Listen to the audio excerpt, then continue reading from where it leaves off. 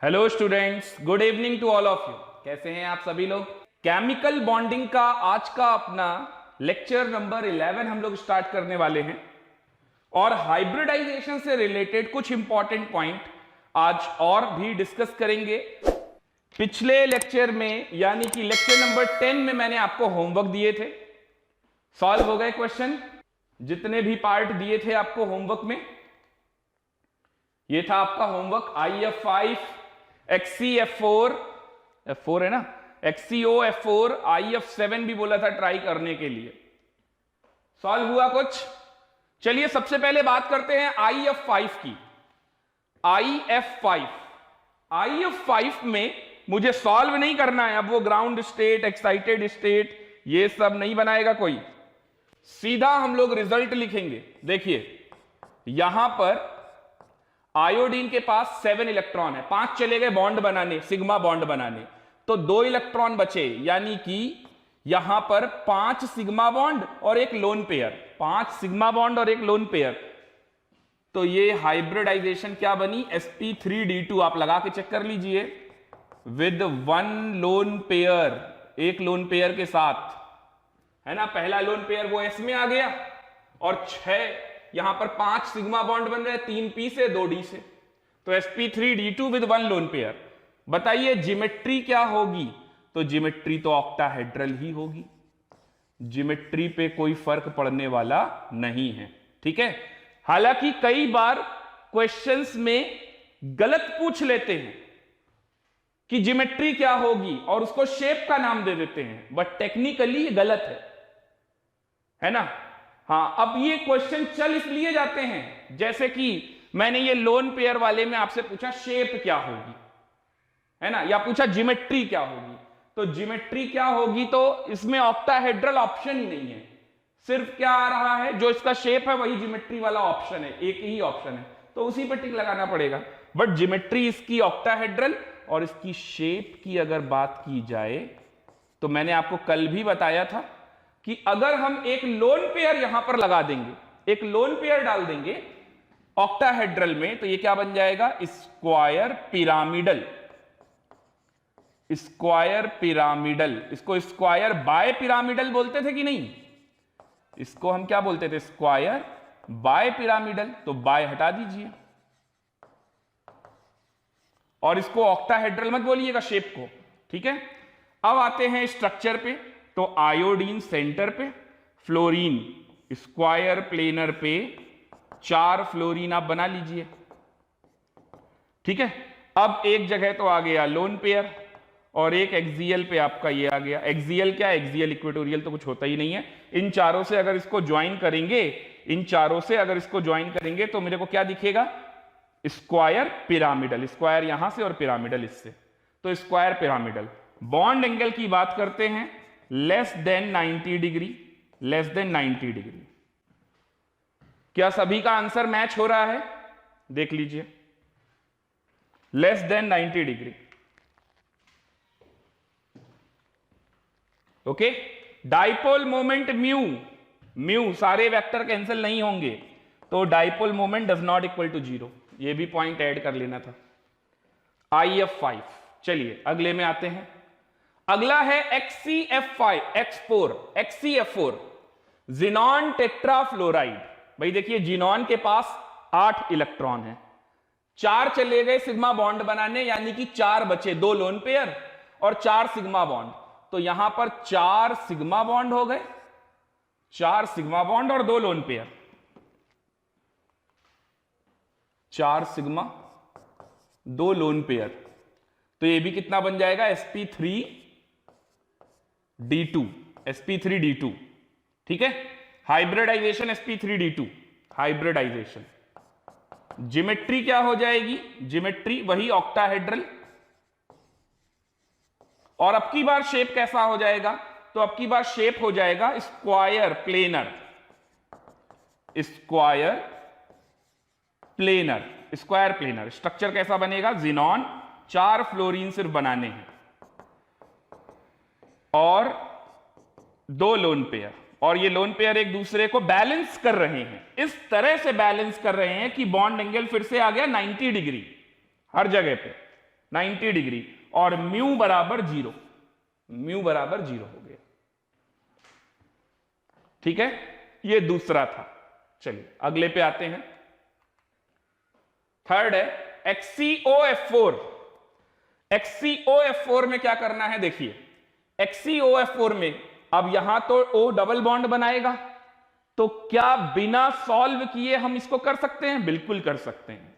थोड़ा सा पेशेंस रखना है, थोड़ा सा ध्यान से आपको सॉल्व करना है। जिनॉन के 8 इलेक्ट्रॉन में से 4 चले गए सिग्मा बॉन्ड बनाने, और 2 इलेक्ट्रॉन जिनॉन के और चले गए सिग्मा और पाई बनाने, किससे? ऑक्सीजन से। तो जिनॉन के 8 इलेक्ट्रॉनों में से 6 तो चले गए बॉन्ड बनाने, 2 बचे, यानी एक लोन पेयर। तो 2 बचे का मतलब 2 इलेक्ट्रॉन बचे का मतलब एक लोन पेयर, एक लोन पेयर इसमें और एक लोन पेयर है। इसके साथ साथ सिग्मा बॉन्ड कितने हैं बताइए? 4, और एक यहां से 5 सिग्मा बॉन्ड है, और एक पाई बॉन्ड है, एक पाई बॉन्ड है। अब पाई तो गिनते नहीं है, तो अपने को तो सिर्फ यही गिनना है। तो 5 और 1 6, यानी ये क्या बन जाएगा? sp3d2। sp3d2 पहला लोन पेयर एस से हो गया, 3 चले गए पी में और 2 चले गए डी में, तो ये हाइब्रिडाइजेशन क्या कहलाएगा? sp3d2। ठीक है, अब sp3d2 में अगर एक लोन पेयर आ गया तो हमारा ज्योमेट्री तो वही रहेगा, ऑक्टाहेड्रल शेप बदल जाएगा। ऑक्टाहेड्रल शेप क्या हो जाएगा? शेप क्या हो जाएगा बताइए? स्क्वायर पिरामिडल, अभी बताया था, स्क्वायर पिरामिडल। तो भाई इसका स्ट्रक्चर कैसा होगा ये तो समझे पहले। तो देखिए जिनॉन ये रहा, 4 फ्लोरीन आप यहां लगा लीजिए, लगा लिए। अब यहां पर एक जगह डबल बॉन्ड हो और एक जगह लोन पेयर, ये है आपका XCOF4। क्लियर हुआ? Dipole moment mu does not equal to 0, vector cancel नहीं हो रहा। XCOF4 ये था XCOF4। क्लियर हुआ? चलिए नेक्स्ट, एक और ये होमवर्क में नहीं दिया था, चलिए इसी के जैसा एक और करते हैं, XCO2F2। अच्छा, इसमें आप लोग इस वाले पुराने वाले सवाल में, पहले वाले सवाल में, इसमें आप लोग पाई बॉन्ड का नेचर भी निकालिएगा। ये तो देखिए 2p वाला है पाई बॉन्ड बनाने वाला, अब ये कौन सा है? ये d होगा। अब कौन सा d होगा? तो इसका प्रिंसिपल क्वांटम नंबर आप लोग फाइंड कीजिए, ढूंढिए। एटॉमिक नंबर के बगैर, बिना एटॉमिक नंबर के कॉन्फ़िगरेशन करे बगैर आपको ढूंढना है। नेचर ऑफ पाई बॉन्ड आपको लिखना है, ठीक है। चलिए XCO2F2 पे आते हैं। XCO2F2 फिर से देखिए 8 इलेक्ट्रॉन है, 2 सिग्मा इससे बन जाएंगे, ऑक्सीजन में 2 सिग्मा 2 पाई बन जाएंगे। तो जिनॉन के 4 इलेक्ट्रॉन यहां चले गए और 2 यहां चले गए, 6, यानी कि एक लोन पेयर। ऐसे सोच लीजिए बस सही से, एक लोन पेयर, 2 सिग्मा इससे, 2 सिग्मा इससे, 4 सिग्मा और 2 पाई, ये बनेंगे। अब पाई तो गिनते नहीं है हाइब्रिडाइजेशन में, तो हाइब्रिडाइजेशन क्या हुआ? 4 सिग्मा और एक लोन पेयर, ये तो एस में चला गया, ये 3 सिग्मा पी से बन गए और एक जो बचेगा वो डी से बन जाएगा, तो हाइब्रिडाइजेशन हुआ sp3d। अब ज्योमेट्री क्या होगी? अब बताइए sp3d की ज्योमेट्री क्या होती है? TBP, trigonal bipyramidal. और इसका शेप क्या हो जाएगा? तो भाई इसका शेप आपको बताया था, sp3d में अगर एक लोन पेयर आता है तो सीसॉ शेप होता है, सीसॉ, ठीक है। स्ट्रक्चर बनाते हैं, चलिए। तो स्ट्रक्चर कैसा बनेगा? XCO2F2 है ना, XCO2F2। तो जिनॉन, 2 O लगाने हैं, 2 F लगाने हैं, XCO2F2। तो किन्हीं भी 2 जगह पर sp3d हाइब्रिडाइजेशन में कुछ ऐसा था, कुछ ऐसा था, ठीक है, समझ पा रहे हो? अब आप यहां पर क्या कर रहे हो? यहां पर एक लोन पेयर लगा दे रहे हो, एक लोन पेयर लगाने से ये क्या हो जाएगा? गायब हो जाएगा। तो ये ऐसा है। तो अब आपको यहां पर क्या करके दिखाना होगा? यहां पर आपको क्या करके दिखाना होगा? देखिए इसका स्ट्रक्चर कैसे बनेगा, है ना, ऐसे रफली बना लेंगे तो कभी गलत नहीं होगा।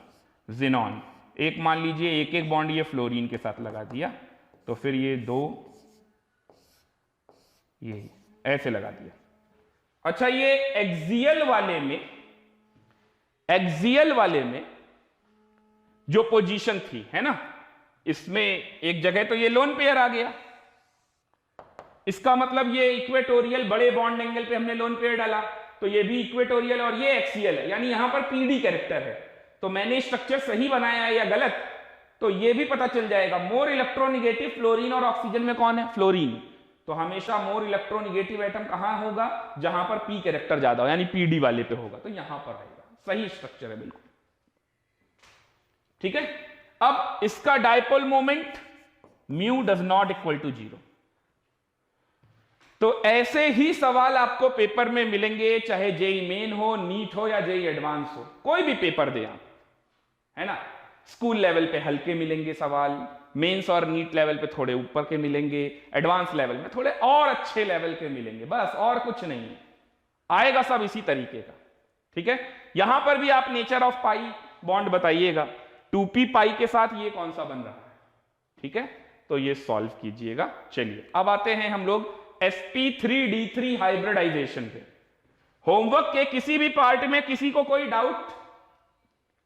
होमवर्क वाले सवालों में किसी भी पार्ट में कोई डाउट? जल्दी से देखिए और बताइए। यहां तक कुछ पूछना है क्या? No doubt. चलिए, sp3d3 हाइब्रिडाइजेशन क्या होता है?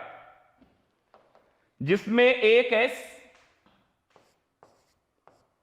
3p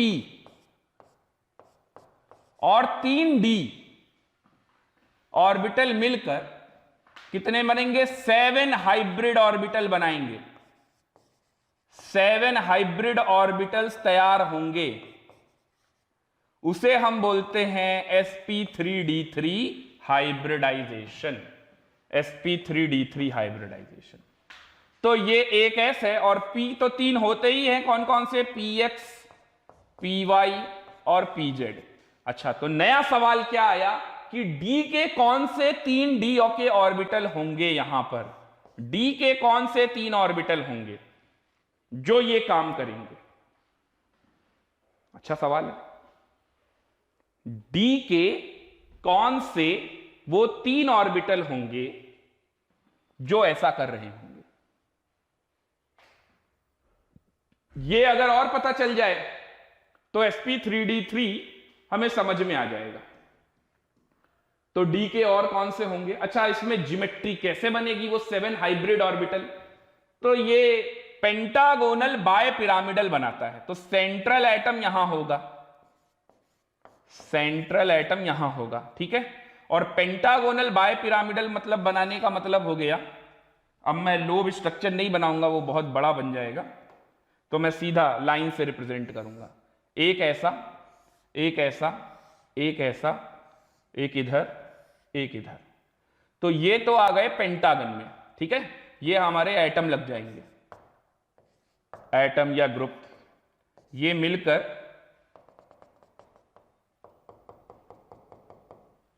मिलकर क्या बनाएंगे? ये मिलकर पेंटागन बनाएंगे। देखिए ध्यान से, ये आपको पेंटागन समझ में आ रहा है? चलिए थोड़ी मैथ्स में मेरी मदद कीजिए। Internal angle of a regular pentagon कितना होता है बताइए? Internal angle of a regular pentagon कितना होगा? तो ये पेंटागनल बन गया। तो आपको मुझे हेल्प करना है, आपको मुझे ये बताना है कि ये एंगल कितना होगा। Internal angle of a regular pentagon मालूम है या भूल गए? मुझे नहीं आता, मेरे से उम्मीद ना करो। और इसके सामने, मतलब बोर्ड के इस तरफ, बोर्ड के सामने इधर आपकी तरफ और पीछे एक्सियल पोजीशन एक होगी, तो यहां पर 2 एटम और लगेंगे। तो शेप, इसका ज्योमेट्री कैसा बनने लगेगा? Pentagonal bipyramidal. तो ये वाला जो बॉन्ड मैं यहां दिखा रहा हूं, इसको यहां समझिए। ये वाला इन पांचों के साथ 90 डिग्री बनाएगा। ये बात तो समझ में आ गई कि बॉन्ड एंगल एक होगा 90 डिग्री, और internal angle of a regular pentagon कितना होता है? 72 डिग्री, 72 डिग्री होता है। अब सोचिए कि ये कैसे बना होगा, इसमें d का कौन सा ऑर्बिटल इन्वॉल्व है? तो देखिए यहां पर एक pz है तो dz स्क्वायर तो रहा ही होगा, एक dz स्क्वायर तो रहा ही होगा, है ना। और इसके साथ साथ कौन सा आ जाएगा? पेंटागोनल प्लेनर के हिसाब से प्लेनर लाने के लिए एक dxy लाना पड़ेगा और एक dx square minus y square. तो d के ये 3 ऑर्बिटल पार्टिसिपेटिंग sp3d3 में। नोट कीजिए जल्दी से इसे। अब बताइए लोन पेयर आएगा तो कहां रखेंगे? ये वाली पोजीशन एक्सियल है और ये व्हाइट वाले से जहां a लिखा हुआ है ये इक्वेटोरियल है। तो अगर लोन पेयर आएगा तो कहां रखेंगे? अब जो टीबीपी में रट के आया होगा कि लोन पेयर हमेशा इक्वेटोरियल पे रखते हैं, तो मान लीजिए अगर आप इक्वेटोरियल में इन पांचों में से किसी पे रखेंगे तो गलत होगा। क्यों? क्योंकि ये एंगल 72 डिग्री है। मैंने आपको क्या बताया था? सिर्फ एक बात बताई थी, लोन पेयर हमेशा ग्रेटर बॉन्ड एंगल पे रखते हैं। क्यों भाई? ताकि रिपल्शन कम फील हो। तो कम रिपल्शन लगने के लिए lone pair greater bond angle पे रखते हैं। इन दोनों में से ग्रेटर बॉन्ड एंगल क्या है आपको समझ में आ गया होगा, वहीं पे रखेंगे। क्लियर हुआ? जल्दी से नोट कीजिए सभी।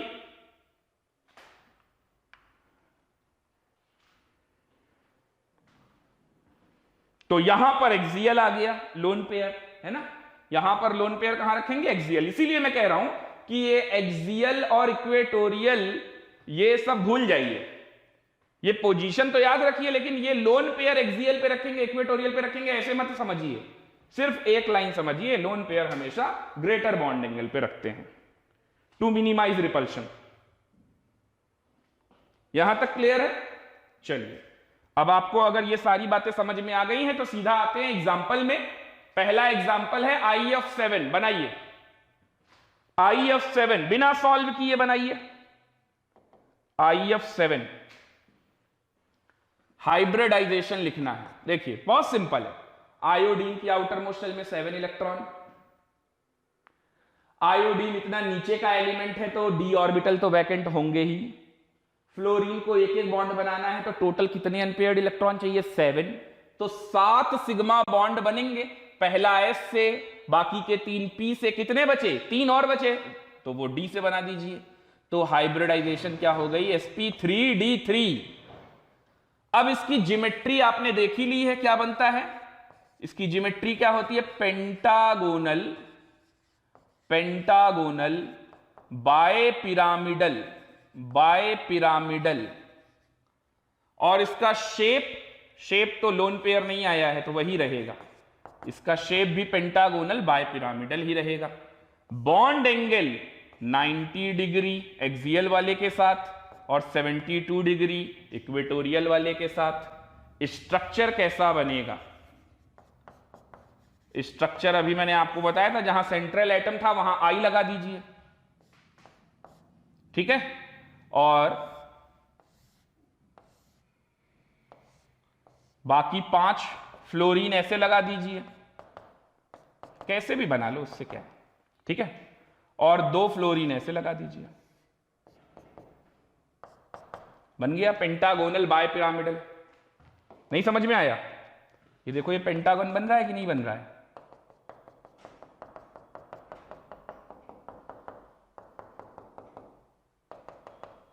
बन रहा है ना पेंटागन, पेंटागोनल बायपिरामिडल। समझ में आया स्ट्रक्चर? डायपोल मोमेंट म्यू बराबर 0, एक दूसरे को कैंसिल आउट कर देंगे। इक्वेटोरियल वाले आपस में समझ लेंगे और एक्सियल वाले आपस में एक दूसरे को समझ लेंगे। तो ये समझने से क्या आ गया? म्यू बराबर 0। क्लियर हुआ? पाई बॉन्ड है नहीं तो नेचर ऑफ पाई बॉन्ड के बारे में सुनते। चलिए यहां पर एक लोन पेयर लाके देखते हैं, XCF6।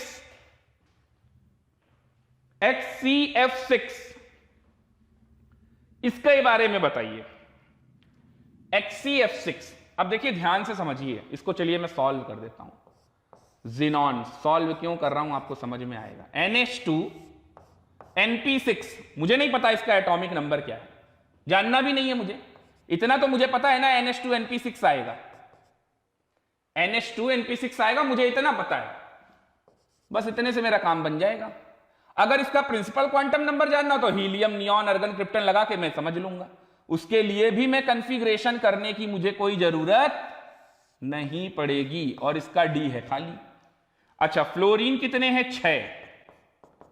फ्लोरीन कितने हैं? 6, 3 2 5 और 1 6, यानी मुझे 6 अनपेयर्ड इलेक्ट्रॉन चाहिए, तो मैं इसको एक्साइट कर दूंगा, इसको एक्साइट कर दूंगा, इसको भी एक्साइट कर दूंगा। इस हिसाब से ये मेरा लोन पेयर बन जाएगा, और ये 6 अनपेयर्ड इलेक्ट्रॉन हमारे पास तैयार हो गए। 6 अनपेयर्ड इलेक्ट्रॉन हमारे पास तैयार हो गए। अब इनके साथ सिग्मा बॉन्ड बनाते हैं, 1 2 3 4 5 6, 6 सिग्मा बॉन्ड बन गए। हाइब्रिडाइजेशन में किसने किसने पार्टिसिपेट किया? तो इन 6 ने तो किया, इसने भी किया, ये प्योर ऑर्बिटल में थोड़ी ना है। तो इसका हाइब्रिडाइजेशन क्या आ गया? इसका हाइब्रिडाइजेशन आ गया sp3d3 विद 1 लोन पेयर। इसकी ज्योमेट्री क्या आएगी? ज्योमेट्री वही रहेगी, वो क्या? Pentagonal bipyramidal. पेंटागोनल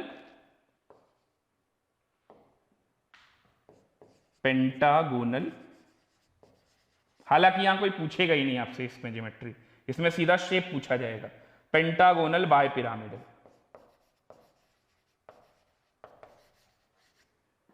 ऐसे अपने आप को ये अरेंज करने की कोशिश करेगा। लेकिन एक्चुअल में देखिए यहां ज्योमेट्री वाली बात मैं क्यों इतना लाइटली ले रहा हूं, क्योंकि ज्योमेट्री का कोई मतलब नहीं है। sp3d3 एक बहुत ही हाईली कॉम्प्लिकेटेड स्ट्रक्चर बन चुका है, इसमें एक भी लोन पेयर के आ जाने से ये हमारा पेंटागोनल बायपिरामिडल पूरा डिस्टॉर्ट हो जाएगा। तो फिर इसका शेप होगा या नहीं होगा? हाँ, अब ये इंपॉर्टेंट है, इसका शेप होगा या नहीं होगा? तो इसका शेप होगा, लेकिन जो आप सोच रहे हैं वो नहीं कि बाई हटा दीजिए इस बार भी, ऐसा कुछ नहीं। इसका शेप होगा डिस्टॉर्टेड ऑक्टाहेड्रल, या फिर इसको केप्ड ऑक्टाहेड्रल भी कहते हैं, केप्ड ऑक्टाहेड्रल। और यही एक ऐसा एग्जाम्पल है जो कि हाइब्रिडाइजेशन के कंसेप्ट को तो चैलेंज करता ही करता है। हाइब्रिडाइजेशन को जो स्मूथली समझाने के लिए मैंने आपको बेंट रूल समझाया था, ये बेंट रूल का भी एक्सेप्शन है, बेंट रूल को भी वॉयलेट करता है। तो बेंट रूल भी वॉयलेट होता है इसके सामने, ठीक है? तो ये बेंट रूल को वॉयलेट करेगा। चलिए ठीक है, अभी स्ट्रक्चर कैसा बनेगा अब ये जानना है। तो बताइए, ऑक्टाहेड्रल बना लेते हैं आप, जैसे ऑक्टाहेड्रल बना लेते हैं वैसे बनाइए ऑक्टाहेड्रल। तो XCF6 है, 4 यहां लगा दिया, लगा दिया। अब क्या करना है? अब आपको करना यह है कि एक फ्लोरीन यहां लगा दीजिए, ठीक है? एक फ्लोरीन यहां लगा दीजिए। एक मिनट, इधर नहीं, पहले एक फ्लोरीन आप यहां लगाइए। लगा दिया? लगाया या नहीं? अब एक फ्लोरीन आप यहां लगा दीजिए। कुछ समझ में आ रहा है? ये मैंने जानबूझकर ये वाला फ्लोरीन और एक्सिनॉन के बीच का बॉन्ड छोटा और ये वाला बॉन्ड बड़ा बनाया है। और इसी तरफ आप अपना लोन पेयर इलेक्ट्रॉन लगा दीजिए। तो ये लोन पेयर और बॉन्ड पेयर की वजह से रिपल्शन होगा, और ये फ्लोरीन जितनी दूरी पर ये फ्लोरीन है उससे और दूर चला जाएगा। तो आपसे पूछा जाएगा कि ये वाली बॉन्ड लेंथ अगर A है और ये वाली बॉन्ड लेंथ अगर B है, तो आपसे पूछा जाएगा किसकी बॉन्ड लेंथ ज्यादा है ना? या फिर आप ये सब भी छोड़िए, ये A और B आपको थोड़ा कंफ्यूज भी कर सकता है, आप इसको भी छोड़िए। मैं यहां पर सीधा आपके लिए मार्क कर देता हूं 1 और 2।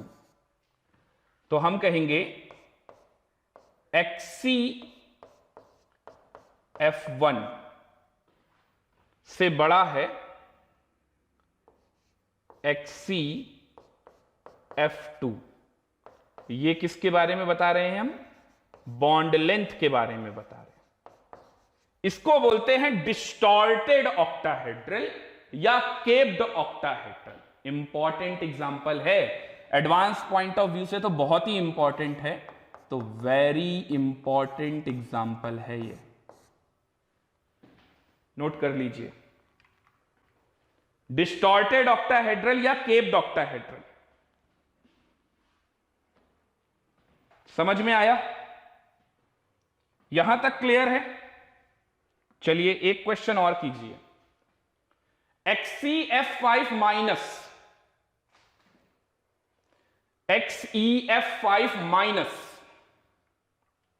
XCF5 माइनस सॉल्व कीजिए और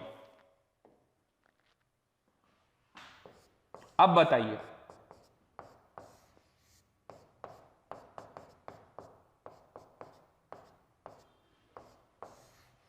क्या होगा, बताइए।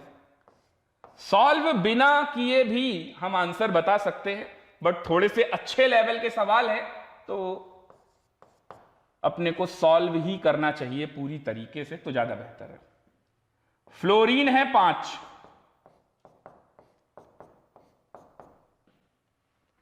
माइनस का क्या करेंगे? फिर वही सवाल, माइनस आप चाहो यहां इलेक्ट्रॉन लगा दो, माइनस आप चाहो यहां दे दो, इसको तो एक ही चाहिए, माइनस मिल गया तो बॉन्ड नहीं बनाएगा, कोऑर्डिनेट करेगा, जेब में नहीं रखना है अपने, है ना।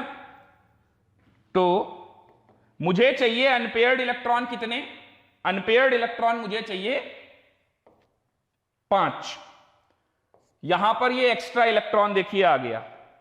अब मुझे कितने अनपेयर्ड इलेक्ट्रॉन चाहिए? और 4 और चाहिए, तो इसको एक्साइट कीजिए, इसको करिए। तो कुल मिला के ये लोन पेयर, ये लोन पेयर, यहां एक एक इलेक्ट्रॉन है ना, यहां एक एक इलेक्ट्रॉन, और यहां पर ये वाला जो एक्स्ट्रा इलेक्ट्रॉन है जिसको मैं अलग कलर से दिखा रहा हूं, एक जगह वो रख दिया। अब मुझे सिग्मा बॉन्ड दिखाने हैं यहां पर, तो सिग्मा बॉन्ड ये है ना। अच्छा, इन सबके पास एक एक इलेक्ट्रॉन ये अपना लेकर आए हैं, ये सिग्मा, ये सिग्मा, सिग्मा, सब सिग्मा बन जाएंगे। कितने सिग्मा बने? कितने सिग्मा बने? 5 और 2 लोन पेयर। तो हाइब्रिडाइजेशन क्या हो गया? sp3d3 होगा ना हाइब्रिडाइजेशन। और साथ में कितने लोन पेयर हैं? पिछली बार तो एक लोन पेयर पे कितना बवाल हो गया, देखा आपने। डिस्टॉर्टेड ऑक्टाहेड्रल, केप्ड ऑक्टाहेड्रल, ऐसा होने लगा। ज्योमेट्री वही लिख दीजिए पुरानी, पेंटागोनल बाइपिरामिडल, पेंटागोनल बाइपिरामिडल। अब दिक्कत यह थी कि जब एक लोन पेयर आ रहा था तो पूरा स्ट्रक्चर ही बेकार हो जा रहा था, लेकिन 2 लोन पेयर आएंगे तो अच्छा है, दोनों 90 डिग्री पे डाल देंगे और क्या हो जाएगा? मैनेज हो जाएगा आसानी के साथ, है ना। तो इसका शेप क्या होगा? Pentagonal planar, pentagonal planar, pentagonal planar. कैसे बनेगा इसका स्ट्रक्चर? ये देखिए, जिनॉन 5 फ्लोरीन लगाने हैं आपको, तो ये 5 फ्लोरीन आप लगा दीजिए, ठीक है। अब आपको क्या करना है? ये आपका 2 लोन पेयर है, और जिसमें नेगेटिव चार्ज आप किसको दिखाएंगे? नेगेटिव चार्ज आप जिनॉन पर ही आएगा। चाहे अगर आप F- लाते तो भी मैं कोऑर्डिनेट को ऐसे दिखाता, सिंगल कोवेलेंट बॉन्ड पे, तो भी जिनॉन पे ही माइनस आता। तो एक तरफ आपको लिखना पड़ेगा लोन पेयर, और एक तरफ आपको लिखना होगा negatively charge lone pair, negatively charge lone pair लिखना पड़ेगा। समझ आया? तो इसका स्ट्रक्चर बन गया पेंटागोनल प्लेनर। ये स्ट्रक्चर बन गया पेंटागोनल प्लेनर, पेंटागोनल प्लेनर, बस दैट्स इट। तो इतनी चीजें आपसे पूछी जा सकती हैं। तो जो टाइप्स ऑफ हाइब्रिडाइजेशन में हम sp, sp2, sp3 ये सब पढ़ रहे थे, ये सब हो गया कंप्लीट। 3 हाइब्रिडाइजेशन और हैं जो अपने को क्लास 12th में पढ़नी रहेगी। तो क्लास 12th में हम लोग 3 हाइब्रिडाइजेशन और समझेंगे, dsp2, dsp3 और sp2d। ये 3 हाइब्रिडाइजेशन आपको, ठीक है, नेक्स्ट सेशन में पढ़ाऊंगा। चलिए यहां तक जल्दी से नोट कर लीजिए, अभी हाइब्रिडाइजेशन फिनिश नहीं हुआ भाई।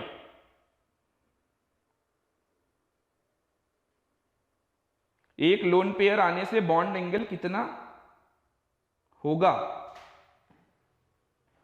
एक लोन पेयर आने से बॉन्ड एंगल कितना होगा? यहां पर मैंने आपको, ये हाइब्रिडाइजेशन खत्म हो रहा है, किसका सवाल है? नमन का है, और हाइब्रिडाइजेशन एंड पे चल रहा है और आप अब ऐसा सवाल पूछ रहे हो। मैंने यहां पर कोई मशीन लेके नहीं बैठा हूं जो मैं आपको नाप के बता सकूं कि कितना कम होगा। मैंने हर जगह आपको लिखवाया है लेस होगा, जो होता था बिना लोन पेयर के उससे कम होगा। अगर लोन पेयर रिपल्शन बाहर से है, एक्सटर्नली हो रहा है बॉन्ड पे, और अगर इंटरनली होगा तो बॉन्ड एंगल बढ़ेगा, ठीक है। दूसरी बात, अगर आपने कहीं ये पढ़ा है, ये मैंने पहले भी बोला था कि एक लोन पेयर से 2.5 डिग्री कम होता है, तो ये सब नहीं होता है। जो आपको मॉड्यूल मिला है उसमें मैंने एक जगह VSEPR में ये मेंशन किया होगा, तो उसमें जहां पर VSEPR में मेंशन किया है वहां पर उन पर्टिकुलर एग्जाम्पल के लिए मेंशन किया है, ये भी बता दूं, ठीक है ना। तो ये फालतू का सवाल नहीं बनता है, ये पहले ही बता दिया था ये सब। चलिए, हम लोगों ने हाइब्रिडाइजेशन ऐसे तो सीख लिया, अब अपने को हाइब्रिडाइजेशन कुछ नए तरीके से सीखनी है, जो कि बहुत ही सिंपल तरीके हैं, जो बहुत ही सिंपल तरीके से अपने को यूज करना। हाइब्रिडाइजेशन किसी कार्बन चेन में कैसे निकालेंगे? अब अपने को shape, geometry, bond angle, dipole moment ये सब बतानी नहीं है। अब तो बहुत ही सिंपल सा सवाल है, कोई कार्बन एटम की चेन होगी, वहां पर हमसे क्या पूछ रहा होगा? हाइब्रिडाइजेशन बताओ, ठीक है। तो चलिए बताता हूं। इसके लिए हम एक क्वेश्चन लिख लेते हैं और क्वेश्चन में ही सॉल्व करेंगे सीधा। जैसे ये मैंने लिखा, कार्बन डबल बॉन्ड, यहां पर ट्रिपल बॉन्ड, सिंगल, ये डबल, ऐसा, और इनका मैंने नंबर दे दिया है, इनको मैं नंबरिंग कर देता हूं। ये नंबरिंग IUPAC वाला नहीं है भाई, ये मेरा मन वाला नंबर है, ठीक है। 1 2 3 4 5 6 7 8। हाँ, ये ना बताना कि हमें बताया गया है डबल बॉन्ड यहां से पास में पड़ रहा है तो यहां से नंबरिंग करेंगे। मैं कौन सा तुम्हें IUPAC नॉमेनक्लेचर सिखा रहा हूं? मैंने तो नंबर डाल के दिया है। क्यों डाल के दिया है? मैं पूछूंगा कार्बन का हाइब्रिडाइजेशन बताओ, तुम क्या पूछोगे? कौन सा कार्बन, इसलिए नंबर लिख दे रहा हूं, ठीक है। तो आपको बताना है hybridisation of each carbon atom. लिखिए question, identify the hybridisation of each carbon atom. Identify the hybridisation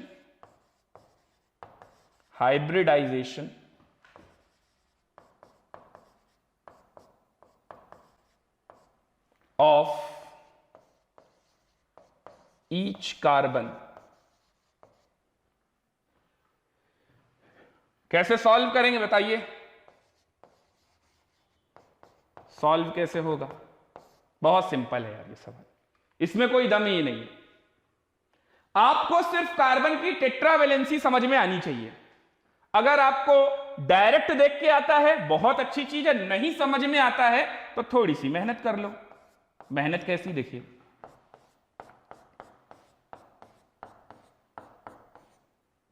ये 1 2 3 4 5 6 7 8 तक का बताना है। आप जरा इन सबकी टेट्रावैलेंसी मेंटेन कर लीजिए। यहां सिंगल बॉन्ड है तो ऑब्वियस ही बात है यहां पर 3 बॉन्ड और लग रहे होंगे, मैं अलग कलर से बना देता हूं। ये सभी CH बॉन्ड होंगे, है ना। ये बताया तो नहीं गया लेकिन आपको समझना है, यही तो केमिस्ट्री है। मन की आंखों से देखिए, ये सब दिखेंगे आपको। मतलब कोई आपको ऐसे दिखाए तो आपकी आंखों के सामने ऐसा दिखना चाहिए। समझ में आ रहा है? ये कार्बन में देखिए 2 और 1 3, तो यहां 1 H लगा दीजिए कहीं पे भी। 2 और 1 3, यहां 1 H लगा दीजिए। 1 और 3 4 सही है, 3 और 1 4 ये भी सही है। यहां पर 2 बॉन्ड लगे हैं तो 2 बॉन्ड और लगा दीजिए, यहां पर 3 बॉन्ड लगे हैं तो 1 और लगा दीजिए, यहां 2 बॉन्ड लगे हैं तो 2 और लगा दीजिए, बस लीजिए हो गया, बॉन्ड गिन लिए। हाइब्रिडाइजेशन, तो हाइब्रिडाइजेशन भी आ जा रही है। ये लीजिए कितने सिग्मा बॉन्ड जरा गिनते जाइए, तो सिग्मा बॉन्ड कितने हैं देखिए 1 2 3 4, तो इस वाले का हाइब्रिडाइजेशन कितना आ गया sp3। नहीं समझ में आया, 4 सिग्मा बॉन्ड हैं तो पहला बना होगा s से, बाकी के 3 बने होंगे p से, तो sp3। अब यहां पर देखिए कितने सिग्मा बॉन्ड है, 1, इसको गिनेंगे, इसके लिए भी, इसके लिए भी, यहां 1 और 1 इसको, और ये पाई, पाई तो गिनते नहीं है, 3 है तो इसका हाइब्रिडाइजेशन क्या हो गया sp2। ठीक है, यहां पर भी 3 है तो इसका क्या हो गया sp2। अब ये सब काम छोड़ो यार, सीधा ऐसे समझो, सिंगल बॉन्ड है तो बाकी सब भी सिंगल बॉन्ड ही रहा होगा बगल में, तो 4 है तो sp3। ये एक डबल बॉन्ड आ गया, डबल बॉन्ड वाला कार्बन कैसा होता है sp2, ये भी sp2, ये भी sp2। फिर इसके बाद ये ट्रिपल बॉन्ड वाला कार्बन है तो ये कैसा हो गया sp, वो कैसे, ये सिग्मा सिग्मा, ये पाई, तो 2 sp। ठीक है, ये वाला भी क्या होगा sp, ये वाला क्या होगा, फिर से देखिए 4 सिंगल बॉन्ड है तो sp3, ये वाला क्या होगा sp2, ये वाला क्या होगा, तो ये भी sp2। अरे समझ में आया या नहीं आया, बताइए, क्लियर हुआ?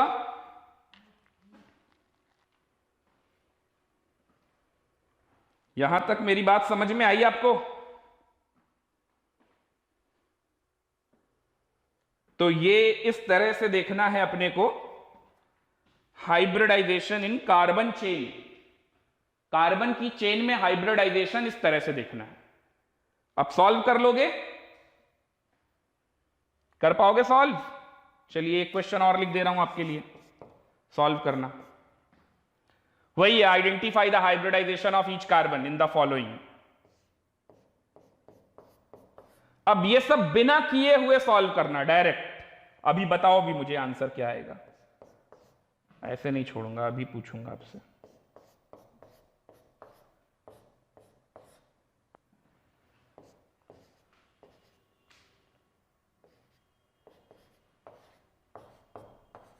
जल्दी से नोट कीजिए और अब आपको आंसर देना है। कमेंट बॉक्स में आप टाइप क्या करेंगे, 1 वाला क्या है, 2 वाला क्या है, 3 4 5 6 7 8 बताते जाइए, ठीक है ना। एग्जाम्पल के तौर पे जैसे पहला वाला क्या है sp, दिख रहा है कि नहीं? अब ये चमक जाना चाहिए, ये सवाल दिया तो ये चमक जाना चाहिए, हाँ यार यहाँ एक बॉन्ड लगा है, यहाँ एक हाइड्रोजन है, ये दिख तो रहा है ना। तो ये सबको दिखना चाहिए, जितने भी केमिस्ट्री पढ़ते हैं ना, थोड़े दिनों बाद 6 महीने पढ़ने के बाद, जब वो 11th क्लास में आते हैं तो 6 महीने पढ़ने के बाद आप इतना अच्छा आपको ऑब्जर्वेशन मिल जाएगा, तो आपको ये सब दिखने लग जाना चाहिए। मैं आपको सवाल ऐसे दूं तो आपकी आंखों के सामने ऐसा छप के आ जाना चाहिए, ठीक है। तो इसे कहते हैं केमिस्ट्री की आंखें। तो ये केमिस्ट्री की आंखों से देखेंगे तो आपको सब कुछ साफ साफ दिखाई देगा। चलिए अब जल्दी से बताते जाइए आंसर। पहला वाला sp बिल्कुल सही, दूसरा वाला भी sp, तीसरा वाला और चौथा वाला क्या होगा, तीसरा और चौथा क्या होगा sp2, हाँ तीसरा और चौथा sp2, तीसरा तो sp2 होगा, चौथा वाला क्या होगा, फोर्थ sp2 नहीं होगा, sp होगा। आर्यन ने सही आंसर दिया है, फोर्थ sp होगा। ध्यान से सुनते जाइए, देखिए गिनिए आप, फोर्थ वाले में आप कंफ्यूज हो। मैंने कहा था डबल बॉन्ड वाला sp2 होता है, ये थोड़ी ना कहा था कि डबल के बगल में भी डबल हो तो भी sp होगा। अरे यार इतना तो अकल लगाओ ना, सिग्मा पाई, इधर सिग्मा ये पाई, तो पाई तो 2 है और 2 सिग्मा है तो sp आएगा ये वाला, है ना। अब फिर इसको देखिए तो ये फिर से sp2, 5 वाला क्या होगा sp2, 5 वाला sp2, 6 वाला क्या होगा, 6 वाला क्या होगा, 6 वाला sp3, 7 वाला sp2, 8 वाला sp2, 7 वाला sp2, 8 वाला sp2।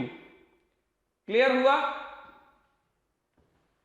सभी को समझ में आ गया? अरे यहां तक नोट किया कि नहीं किया? चलिए अगला सवाल इसी में है अगला सवाल। इसी के आगे अब आपको बताना है कार्बन 1 से लेकर 8 तक ये जो लिखे हुए हैं, अरेंज करना है इन्हें in decreasing order of their electronegativity. लिखिए सवाल, arrange carbon atom 1 to 8 in decreasing order of their electronegativity.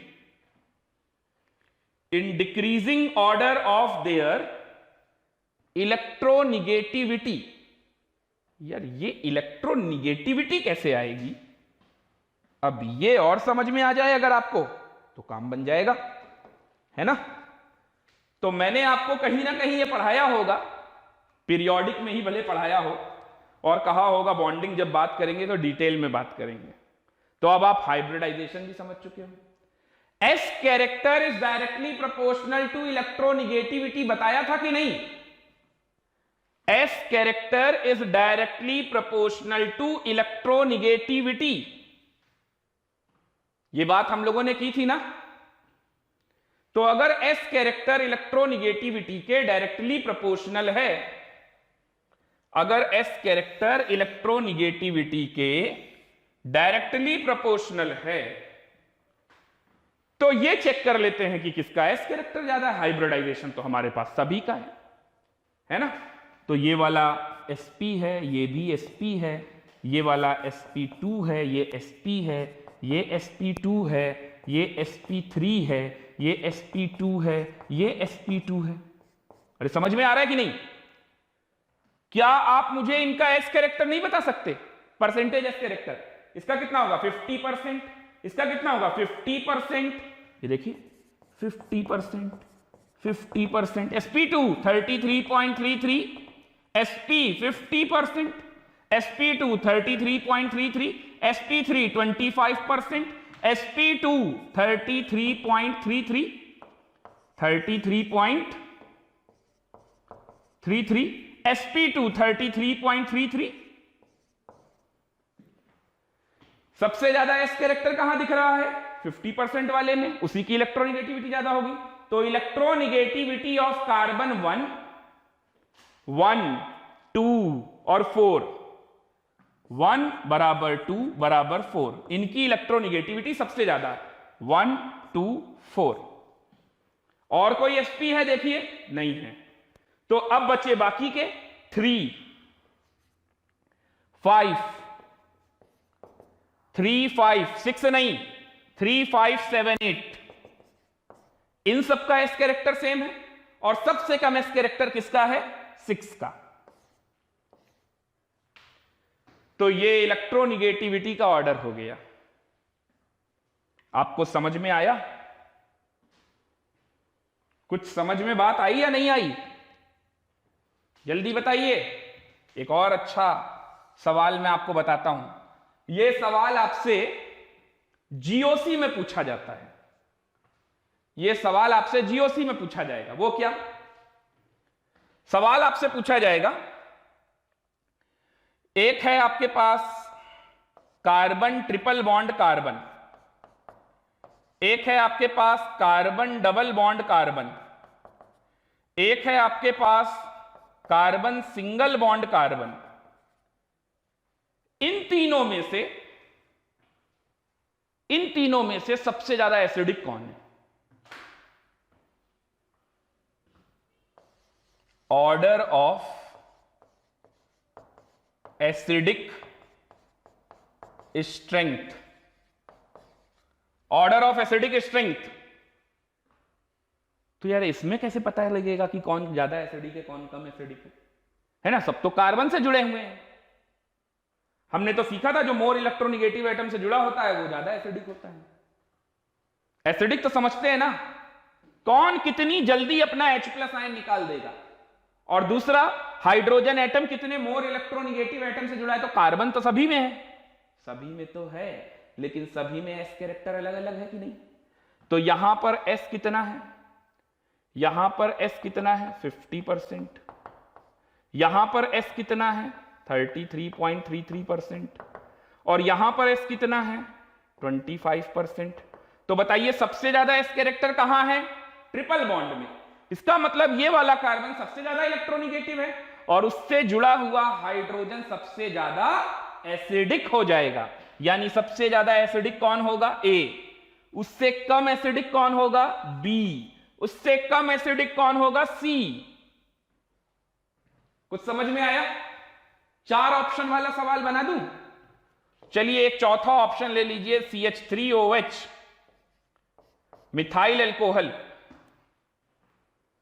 अब बताइए सबसे ज्यादा एसिडिक कौन होगा? तो सबसे ज्यादा एसिडिक होगा डी, क्योंकि oxygen is more electronegative than carbon. सब कंसेप्ट को कहीं ना कहीं यूज किया जा रहा है। बॉन्डिंग का एक एक कॉन्सेप्ट बहुत कीमती है। इनऑर्गेनिक में भी काम आएगा, ऑर्गेनिक में भी काम आएगा। समझ में बात आई? तो सबसे ज्यादा इलेक्ट्रोनिगेटिव ऑक्सीजन, तो सबसे ज्यादा एसिडिक तो यही हो गया। उसके बाद यहां पर सभी कार्बन है, तो एसिडिक कैरेक्टर के लिए हमें percentage of s character check कर लेना है, उसके अकॉर्डिंग लिख लेंगे। अब बात समझ में आ गई? ओके, यहां तक कोई डाउट? यहां तक कोई डाउट? तो ये था हाइब्रिडाइजेशन इन कार्बन चेन। कार्बन चेन में हाइब्रिडाइजेशन ऐसे निकाला जाता है। अब हम लोग पढ़ने जा रहे हैं हाइब्रिडाइजेशन इन एलीन सिस्टम। अगली हेडिंग डालेंगे हाइब्रिडाइजेशन इन एलीन सिस्टम। एलीन सिस्टम में हाइब्रिडाइजेशन कैसे निकालते हैं एलीन सिस्टम में। चलिए मैं आपको एलीन सिस्टम बताता हूं क्या होता है, पहले तो आप ये समझिए। डबल बॉन्ड कार्बन जो है वो 2 एक साथ लगे हैं, एक साथ लगे हैं, 2 3 ऐसे, उनको कहते हैं एलीन सिस्टम। सबसे छोटा एलीन क्या होगा? क्या ये एलीन है? नहीं नहीं, ये तो भाई एल्कीन है, ये एलीन नहीं है। एलीन होने के लिए इसका डीयू कितना है? Degree of unsaturation 1। एलीन होने के लिए मिनिमम डीयू कितना होना चाहिए? 2। ये एलीन नहीं है। ये तो हमने पढ़ा है कार्बन डबल बॉन्ड कार्बन, और इसमें दोनों कार्बन का हाइब्रिडाइजेशन क्या आता है? sp2। ये तो आपको मालूम है। चलिए छोड़िए। तो अब हम लोग एलीन पे आते हैं। ये एलीन नहीं है, ये तो समझ में आ गया, नॉट एलीन। अच्छा, तो अब एलीन क्या होगा? कार्बन डबल बॉन्ड कार्बन, फिर डबल बॉन्ड कार्बन एक साथ लगा रहे हैं, और ये हाइड्रोजन, ये हाइड्रोजन, और ये हाइड्रोजन, ये हाइड्रोजन, ये है एलीन। इट इज अ एलीन। ये एलीन सिस्टम है, माना जाएगा। और सबसे स्मॉलेस्ट एलीन यही है, यानी सबसे छोटा एलीन में कितने कार्बन होंगे? 3। एलीन कैसा होता है? ऑर्गेनिक कंपाउंड हाइड्रोकार्बन का एक ऐसा सिस्टम जिसमें जो मल्टीपल बॉन्ड है वो एक साथ है, कम्युलेटिव है, कम्युलेट करके लिखे गए हैं, उन्हें हम क्या कहते हैं? एलीन सिस्टम। इसमें मुझसे पूछा जा रहा है हाइब्रिडाइजेशन क्या होगा। ये आप बता लेते हो, मुझे मालूम है, लेकिन जब एडवांस लेवल पे क्वेश्चन बनेंगे तो और भी बेहतरीन सवाल बनेंगे, और इसमें थोड़ा सा हल्का फुल्का बना के सवाल जेईई मेन और नीट में भी पूछा जा सकता है। तो इसलिए अपने को यह पढ़ना बहुत जरूरी है। तो इस एलीन में सबसे पहले तो मैं बात करता हूं हाइब्रिडाइजेशन की। बताइए आप लोग हाइब्रिडाइजेशन, इसका हाइब्रिडाइजेशन क्या होगा? sp2। इस वाले का हाइब्रिडाइजेशन क्या होगा? sp2। और इस वाले का हाइब्रिडाइजेशन क्या होगा? sp। अभी किया था ना आप लोगों ने।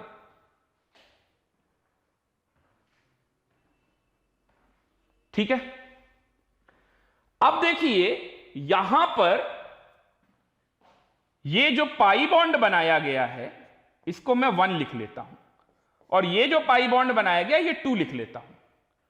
तो ये जो पहला पाई बॉन्ड है और जो दूसरा पाई बॉन्ड है ये सेम प्लेन में नहीं होगा। अब थोड़ी डिफिकल्ट बातें हैं जो कि आपको अपने भेजे में चढ़ाना बहुत जरूरी है। देखिए ध्यान से, कार्बन डबल बॉन्ड कार्बन और ये कार्बन डबल बॉन्ड कार्बन, ये हाइड्रोजन जिस प्लेन में होंगे ध्यान से सुनिएगा, आज मैं मॉडल नहीं लाया हूं, अगले लेक्चर में हम लोग ये मॉडल से भी समझेंगे तो और भी बहुत अच्छे से ये बात समझ में आ जाएगी। तो ये दोनों हाइड्रोजन जिस प्लेन में होंगे उसके परपेंडिकुलर प्लेन में, यानी अगर ये बोर्ड वाले प्लेन में ये दोनों हाइड्रोजन हैं तो इस कार्बन में रखे हुए हाइड्रोजन कहां होंगे, ये इसके परपेंडिकुलर प्लेन, तो ये वाला हो गया, यानी एक हाइड्रोजन इधर और एक हाइड्रोजन उधर बोर्ड के पीछे। तो इसको आप ऐसे दिखाइएगा, ऐसा वाला प्लेन, समझ में आ रहा है? तो ये दोनों एक दूसरे के म्यूचुअली परपेंडिकुलर हैं, और ऐसा इसलिए हुआ क्योंकि ये वाला पाई बॉन्ड 1 और ये वाला पाई बॉन्ड 2 ये भी आपस में एक दूसरे के म्यूचुअली परपेंडिकुलर है, म्यूचुअली परपेंडिकुलर है, जिस वजह से इनको भी परपेंडिकुलर ही होना पड़ेगा, क्योंकि कार्बन तो टेट्राहेड्रल ज्योमेट्री लेता है, कार्बन में तो 4 ही वैलेंसी होती है, टेट्रा वैलेंस होता है ना, और वो उस कार्बन टेट्रावैलेंट में 2 V होते हैं, दोनों एक दूसरे के म्यूचुअली परपेंडिकुलर होते हैं, इस वजह से ही ये ऐसा बनेगा। तो अब ये हमें कैसे ध्यान रहेगा, कैसे समझ में आएगा? हाइब्रिडाइजेशन वाली बात तो हो गई, हाइब्रिडाइजेशन तो मालूम चल गया, आगे और कैसे समझना रहेगा कि कौन कौन से सेम प्लेन में होते हैं। मान लीजिए अगर इसी के आगे एक डबल बॉन्ड मैं फिर से लगा दूं तो हर एडजेसेंट वाला पाई बॉन्ड म्यूचुअली परपेंडिकुलर वाले प्लेन में होगा। तो अगर ये किसी प्लेन में है तो उसके परपेंडिकुलर प्लेन में ये होगा, और इसका परपेंडिकुलर प्लेन जो होगा वो प्लेन और ये प्लेन सेम होगा। नहीं समझ में बात आई? पहले यहां तक नोट करो, जल्दी से पहले यहां तक नोट करो।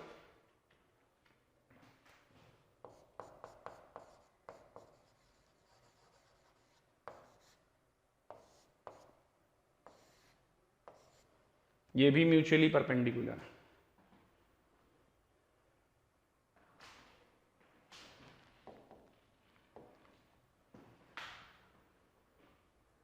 नोट किया? चलिए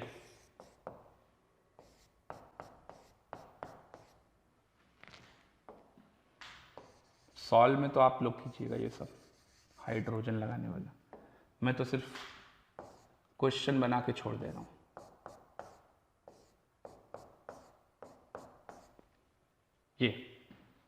ये सवाल है। अब इसमें मुझे बताना है, पहले तो हाइब्रिडाइजेशन बताना है, और फिर कौन कौन सा पाई बॉन्ड एक प्लेन में है। इस पे 1, ये 2, ये 3। मेरा आपसे कहना था कि 1 और 3 सेम प्लेन में होगा, 1 और 3 सेम प्लेन में होगा। वो कैसे, देखिए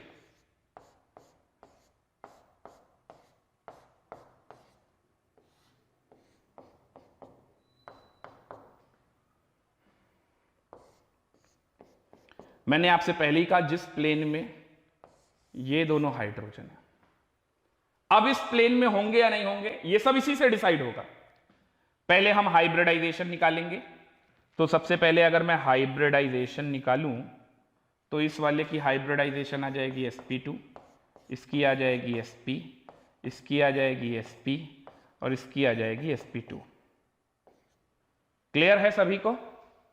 चलिए अब मैं पाई बॉन्ड की बात कर रहा हूं, तो यहां पे पाई बॉन्ड 1 है, यहां पाई बॉन्ड 2 है, यहां पर पाई बॉन्ड 3 है।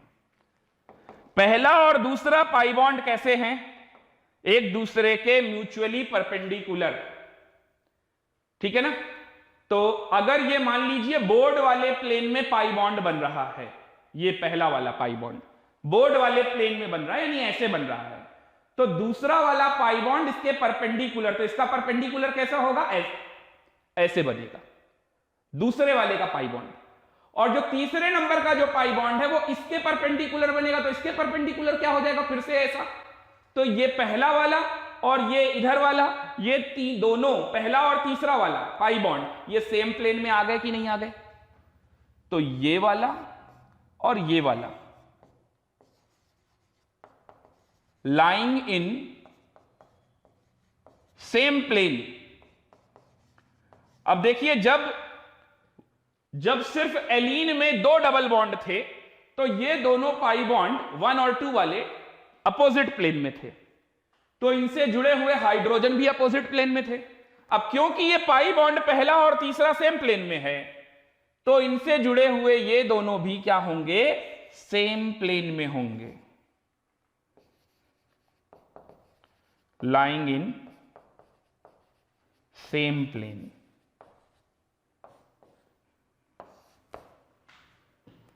कुछ समझ में आया या नहीं आया? एक बात और इंपॉर्टेंट, अगर ये वाला पाई बॉन्ड इस प्लेन में है तो ये दोनों हाइड्रोजन इधर नहीं होंगे, ऐसे होंगे। ये दोनों हाइड्रोजन इस प्लेन में, तो पाई बॉन्ड ऐसा, ठीक है। फिर इसी तरीके से यहां पर भी अगर पाई बॉन्ड ऐसा है, ठीक है, तो यहां पर भी पाई बॉन्ड ऐसा होगा और इसके दोनों हाइड्रोजन इस प्लेन में होंगे। क्लियर है? यानी ये पाई बॉन्ड वाला प्लेन और ये वाला प्लेन, ये भी एक दूसरे के परपेंडिकुलर होते हैं। क्लियर हुआ? अब कुल मिला के ये बात समझ में आ गई कि जितने भी, अब देखिए आपको कोई भी सवाल कैसा भी दे,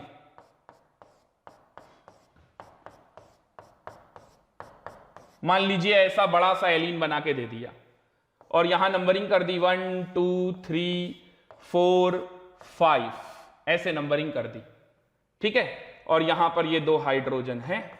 अब मुझसे पूछ रहा है बताओ इन दोनों हाइड्रोजन का जो प्लेन है इसका और इसका सेम होगा या डिफरेंट होगा?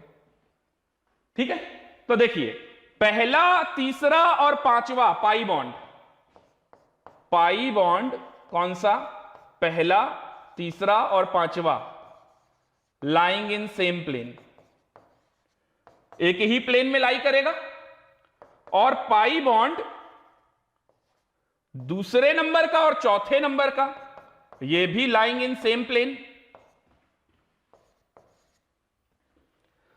सारे ऑड वाले एक प्लेन में, सारे इवन वाले एक प्लेन में।